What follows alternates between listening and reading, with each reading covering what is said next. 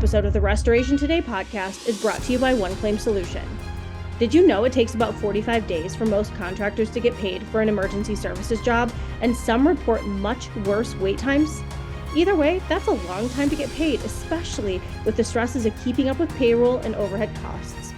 One Claim Solution is an insurance billing solution that not only gets their clients paid in 32 days on average, but also improves profitability and handles all communication with adjusters.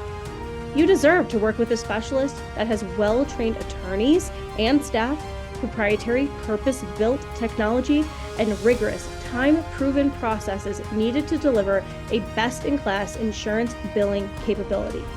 One Claim Solution will handle it all so you can focus on what matters most, running your business. Visit oneclaimsolution.com for more. Hello there. Thanks for checking out this episode of the Restoration Today podcast. I am excited to be talking about franchising again today. That's kind of a popular topic right now. So I am excited to be joined by Bob Moore. He is the VP of Development and Operations for UWRG Restoration Group. They are based in Florida, but they are fast growing. You see that little you're going to see a little entrepreneur magazine sign behind him. That should kind of, anytime you make any of those lists, that's a key indicator that you must be a fast growing franchise moving on up in the world. So Bob, thank you very much for joining me. Welcome. I would love to have you start by sharing your background, because you are not new to the franchising space at all. Sure. Thank you so much, Michelle, for having me on your podcast. I appreciate it. Sure. No, unfortunately, I'm not new to franchising. As I told someone the other day, I'm older than dirt. So I've been in franchising for 30 years. I started with Domino's Pizza. I spent 13 years with that organization. The first 6 working for corporate and various franchise owners. And then the last 7 years, I was actually a multi-unit franchisee. So I own multiple Domino's stores. So I've been on both sides of the franchise business model. I sold my stores when Bain Capital bought the company. They were making a lot of changes I didn't necessarily agree with. Mm-hmm. And so I went ahead and I sold my stores and actually went to work for one of my current competitors, Service Master. Oh. So I basically was their West Coast operations director. I was with them for about 3 years.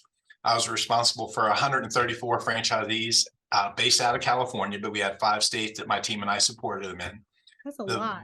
The bulk of our revenue and our franchisees were in the restoration business. So we did have some janitorial franchisees, but the lion's share of my franchisees and our revenue came from restoration. Ended up leaving that company and going to work for Dunkin' Brands, which is the parent company of Dunkin' Donuts and Baskin Robbins. And so I spent a little over 10 years with them and oversaw about a third of the country for everything people and training related.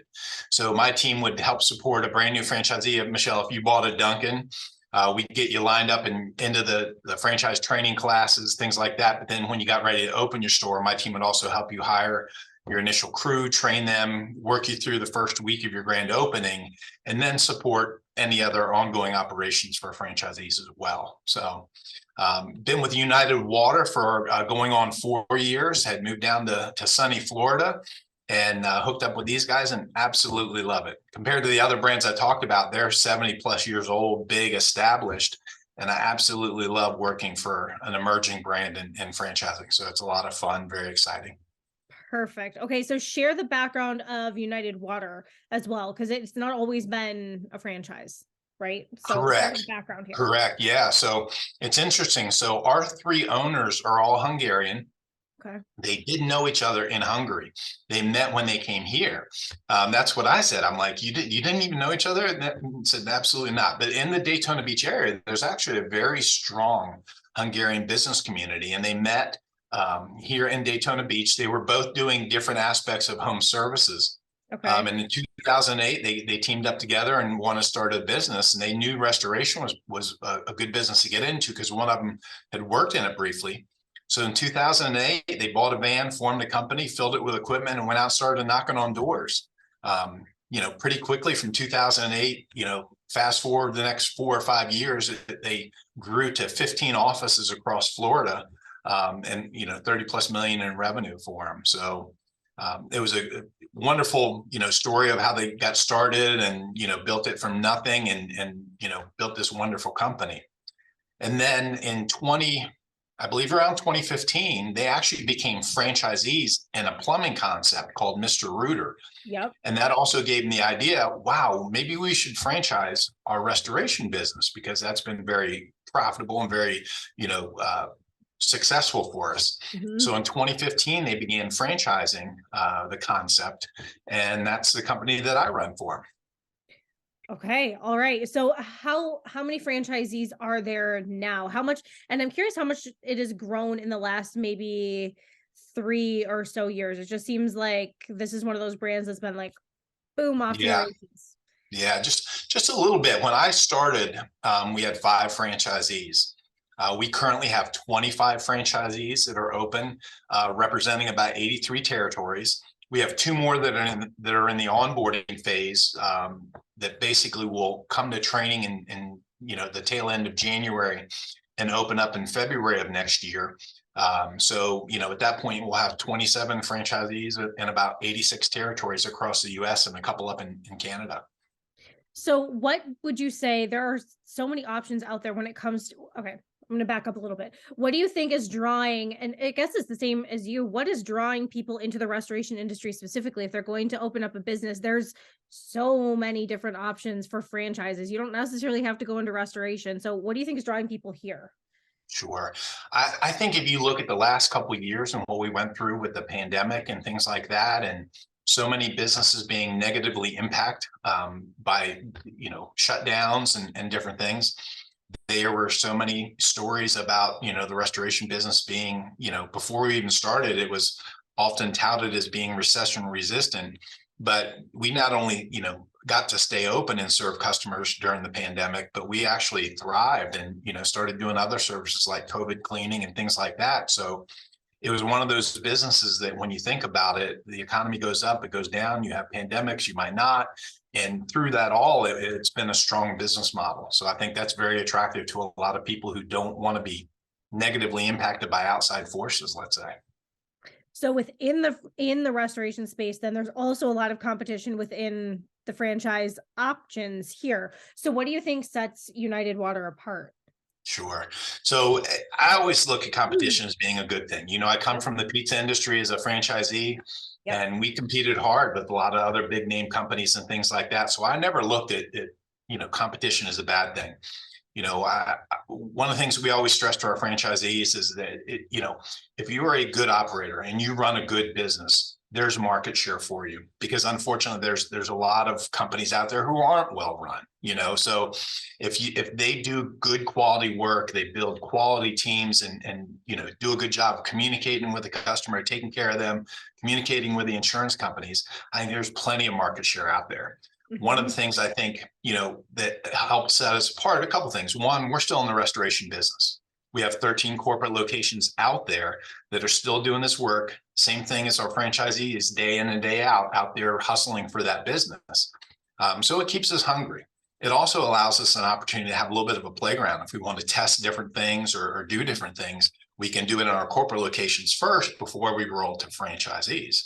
But like any beautiful franchise business model, corporately they also look into the franchise company on my side, and if there's things we're testing and trying, because franchisees wanted to, they've stolen plenty of ideas and implemented back on the corporate side as well.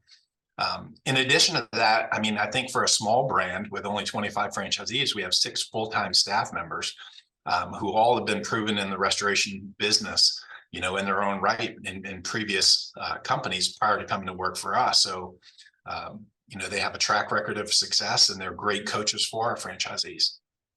What have you found in your years of franchising sets the good owners apart from the ones that maybe struggle to make their franchise profitable, no matter what, whether it's in restoration or pizza or Dunkin' or Sure. whatever? Yeah, that's a great question. And what I actually have a short piece where I talk to new franchisees in our franchise training and talk specifically about this. And I say over and over again, in all my years of franchising, the most successful franchisees are the engaged franchisees. They engage with my team as corporate support. They engage with their fellow franchisees. They engage in the industry. Your magazine is a great example. You put out a ton of great content. And that's another resource that, we expose them to in training, saying, you've always got to be learning, and you've got all of, the beauty of the franchise business model is you're not alone. Engage your corporate support, engage fellow franchisees who are in the exact same business model to help you out and help you learn. So that I would say is, regardless of the brand or the industry, the most successful franchisees are the ones that tend to be engaged. How often do you see franchisees getting together? I'm sure that that United Water has maybe some corporate events that you do throughout the year, or meetings or whatever, but how often are people getting together and kind of sharing ideas? Sure. Well, we were actually, we weren't really quite the size for a while to really do anything, but this past year in September, we held our first annual franchise conference. So we'll have one every year from here forward. But we had great turnout, brought franchisees in for about 3.5 days, and many of them had not met one another. They might have come through training with another franchisee as they were coming on board. They've seen them on calls and things like that. But, I love the opportunity to get everybody face to face, do some learning together, have some social time together, things like that.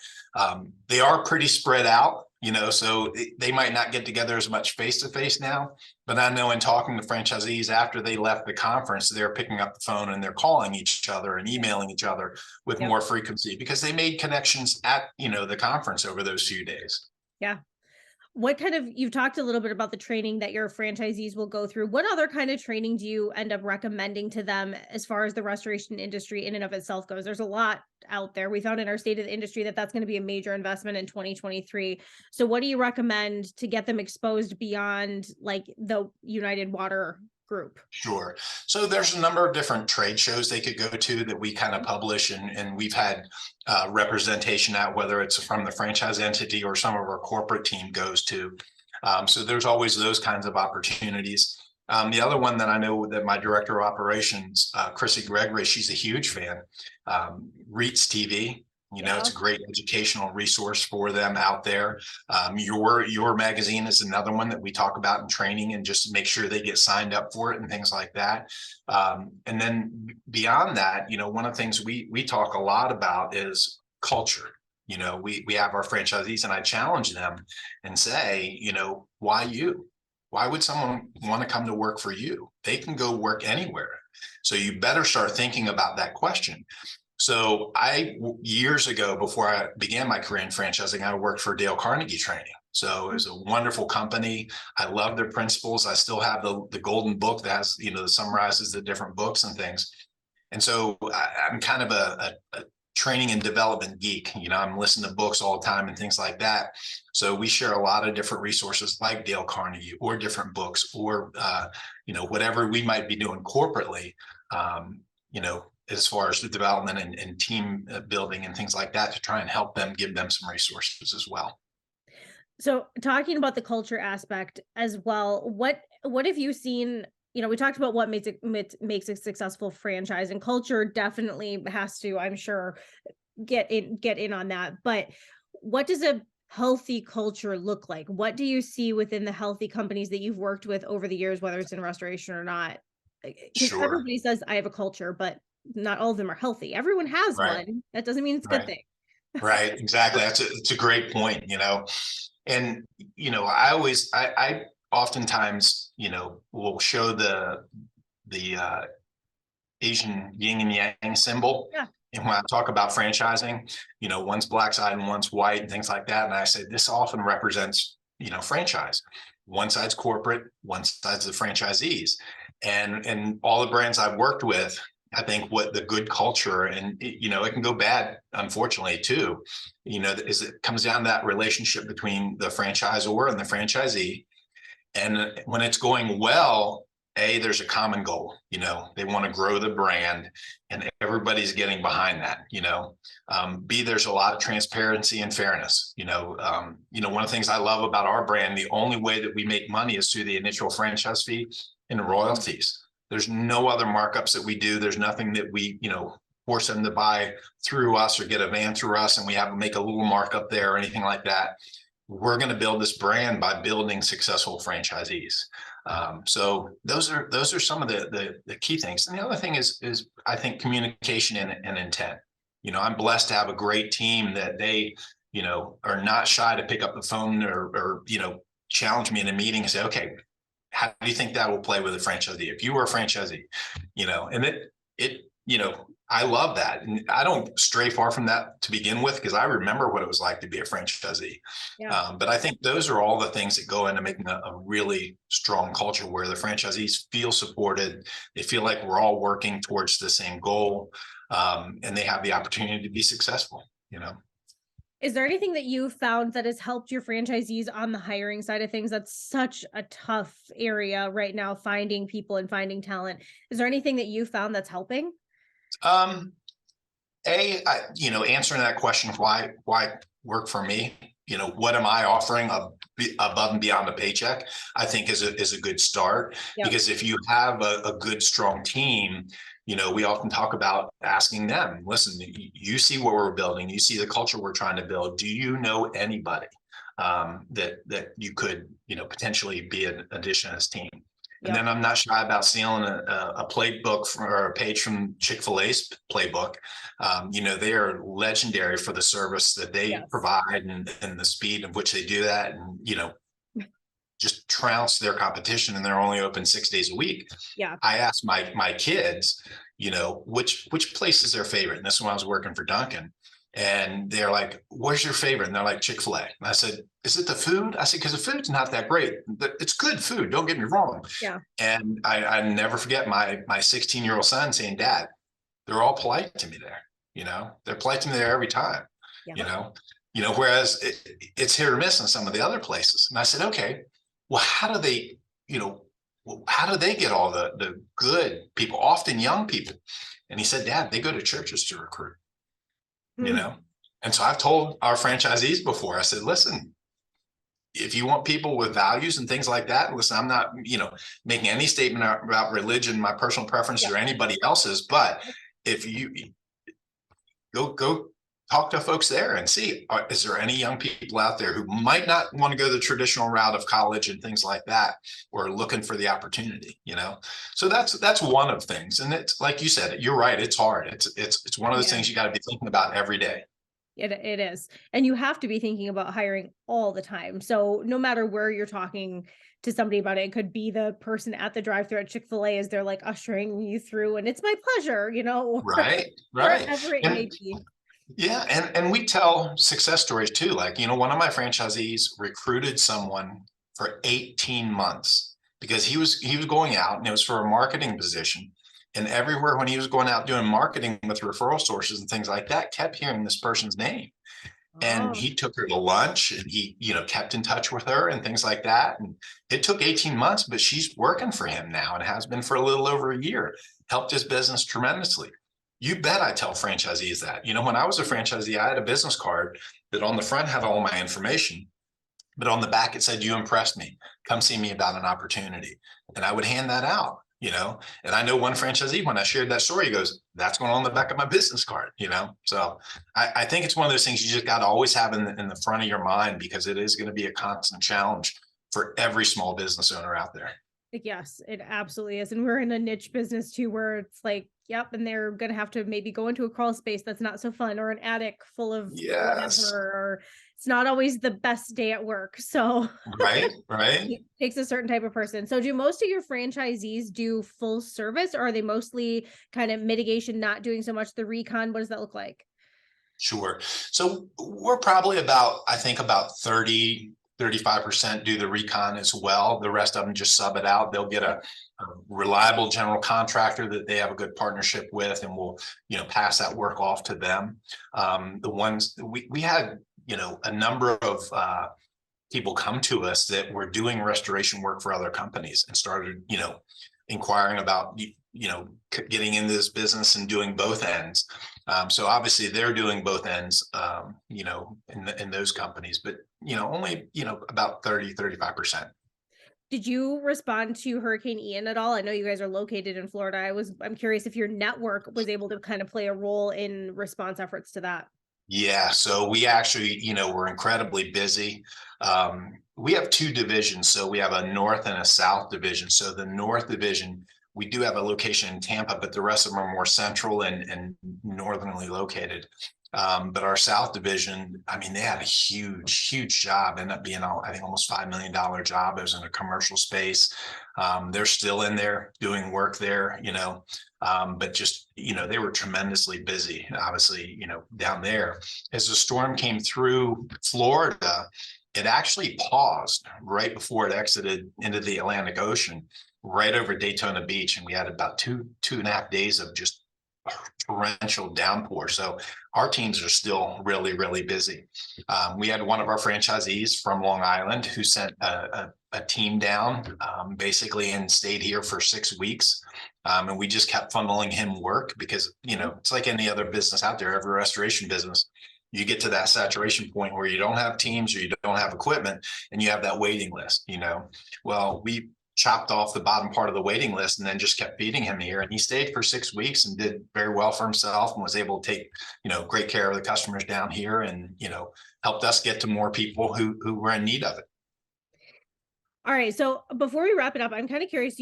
I've met many franchisees over the years and many owners. Share a story about someone that you feel like was just an above and beyond amazing owner. Like, this is the type of person that's really successful, maybe not even money wise, but just, a successful business, but also maybe successful in helping their team or other people. It could be in restoration or one of the other franchises you were involved in. I would love to hear a story. Sure. So we have one owner, and it's funny, it's a husband and wife team, right? And he has owned other businesses, and he was an executive in a large, equipment, and he was in a sales and marketing capacity and things like that. So he has a lot of background. Well, they franchised in the Atlanta area, and it's Dennis and Anne Marie Lagasse, and they've built a wonderful business, but he has also done a great job of building that culture. So it's really funny. I went up to visit, and I was kind of under the impression that Dennis ran the operations and, Anne Marie was more in the office and things like that. Well, when I came in and I met the whole team and things like that, they were getting ready to go out on jobs and things like that. And I quickly understood that Anne Marie, they call her Mama Bear, but she cracks the whip, and they are all like cow counted. And these are some big men that work for them, right? And she's a little tiny, but they have such a wonderful relationship because on their birthday, they get a cake that they want, right? Like, so they, whatever cake, if they want a carrot cake, she makes a homemade carrot cake. If they want chocolate, double layer chocolate, that's what she makes. And they'll cook for them, every so often they'll bring out the grill and they'll cook them all dinner and stuff like that and wait on them. And he's just done a really wonderful job of building a great team, guarding that, so when someone's not cutting it, he is quick to get rid of that because he does not want that harm. Yep. And, he's been a great brand ambassador too. So I appreciate all his help and support there, but he's just a joy to work with and has done a great job in building a really successful business. I love it. That's a good story. I was thinking about making all those cakes. I like baking, but I don't know that I would like making that many cakes. So that's like actually a really high level of dedication to make that many cakes for people and what they want. Just right. Throw that out there. No kidding. So where is UWRG going in 2023 and beyond? What are some of the goals? Where do you see things going?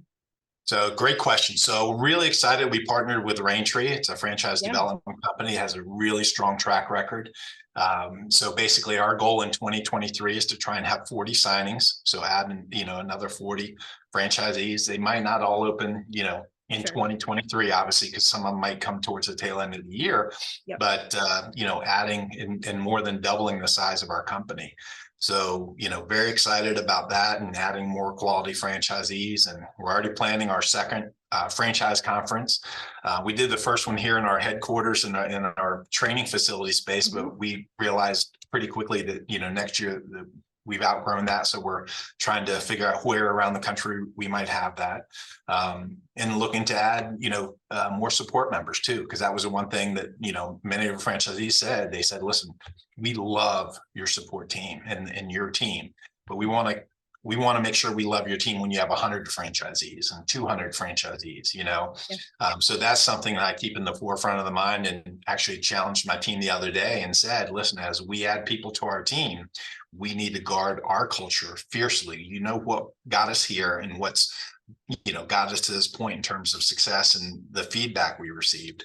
But we need to keep that. And I said, if I'm looking to bring someone on and they are not a fit, and for some reason I really like them or think they'd be a good fit, you need to speak up and set me down, and say, hey, listen, I disagree. And I'm wide open to that conversation because, like I said, I have a great team, and they're the reason why we are at where we're at right now. And I just want to make sure we continue that as we grow. Perfect. Well, Bob, this was a lot of great information. Anything else that you think we should talk about that we didn't chat about? Where can people find you or find more about UWRG?